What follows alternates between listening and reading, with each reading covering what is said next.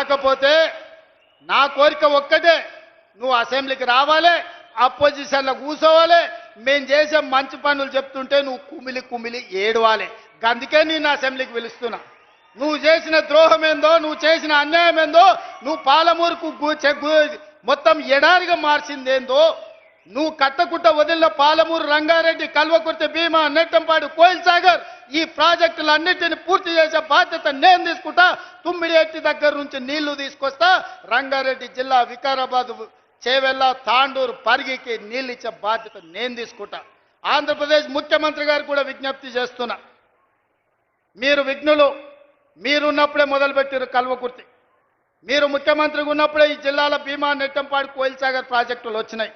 మీరు ప్రధాన ప్రతిపక్ష నాయకుడు ఉన్నప్పుడే పాలమూరు, రంగారెడ్డి ఎత్తిపోతల పనులు ప్రారంభమైనాయి.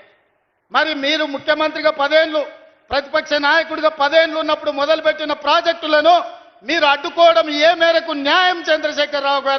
చంద్రశేఖరరావు గారు కట్టకపోతే చంద్రబాబు నాయుడు గారు అడ్డుకుంటే న్యాయమా?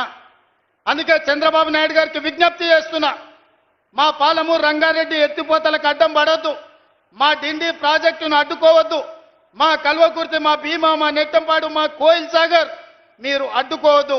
ఒకనాడు పాలమూరు జిల్లాను మీరు దత్తత తీసుకున్నా అని చెప్పారు.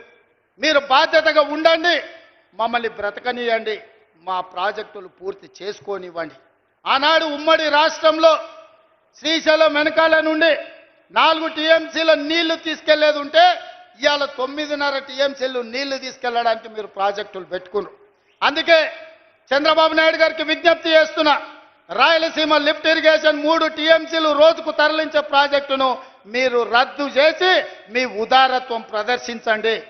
మీరు 2 రాష్ట్రాలను సమానంగా తెలుగు వాళ్ళను అభివృద్ధి చేయాలన్న ఆలోచనతో ఉన్నది నిజమైతే రాయలసీమ లిఫ్ట్ ఇరిగేషన్ ప్రాజెక్టును రద్దు చేయండి. పాలమూరు, రంగారెడ్డి ఎత్తిపోతల, డిండి ప్రాజెక్టు, కల్వకుర్తి ప్రాజెక్టు, భీమా ప్రాజెక్టు, నెట్టంపాడు ప్రాజెక్టు, కోయిల్ సాగర్ ప్రాజెక్టులను పూర్తి చేయడానికి మీరు ఉదారంగా ముందుకొచ్చి మాకు సహకరించండి. మా పాలమూరు బిడ్డలు కృతజ్ఞత ఉన్నవాళ్ళు, మీ మేలు మేము ఎప్పుడు మర్చిపోం. మీరు సహకరించకపోతే మేము చేసే విజ్ఞప్తులు చేస్తాం. మా విజ్ఞప్తులను మీరు వినకపోతే పోరాటం ఎట్లా చేయాలనో పాలమూరుకు తెలుసు. పాలమూరుకి పౌరుషం ఉంది, పోరాటం చేసి సాధించుకునే శక్తి ఉంది. దానికి నాయకత్వం వహించే బాధ్యత నేను తీసుకుంటా. సోదరులారా, ఏది ఏమైనా అక్కడి సూర్యుడు ఇక్కడ మొలిచిన, చంద్రశేఖరరావు గారు ఏడ్చినా, దుఃఖపడ్డా, ఒకవేళ ఆయన పిల్లలు పెట్రోల్ పోసుకొని ఆత్మహత్య చేసుకున్నా పాలమూరుని అభివృద్ధి చేసే బాధ్యత నాది, ప్రాజెక్టులు పూర్తి చేసే బాధ్యత నాది. ఈ దేశానికి పాలమూరు వలసల జిల్లా కాదు, పాలమూరు జిల్లా అంటే పరిపాలన అందిస్తుంది, దేశానికి ఆదర్శంగా ఉంటుంది అని చెప్పి ఈ గడ్డ మీద నుంచి పరిపాలన అందించే బాధ్యత మేము తీసుకుంటామని తెలియజేస్తూ, మీ అందరికీ ఇంత ఓపికగా ఉండి నన్ను ఆశీర్వదించినందుకు ముఖ్యంగా మా అక్కలకు మనస్ఫూర్తిగా ధన్యవాదాలు తెలియజేస్తూ సెలవు తీసుకుంటున్న మిత్రులారా.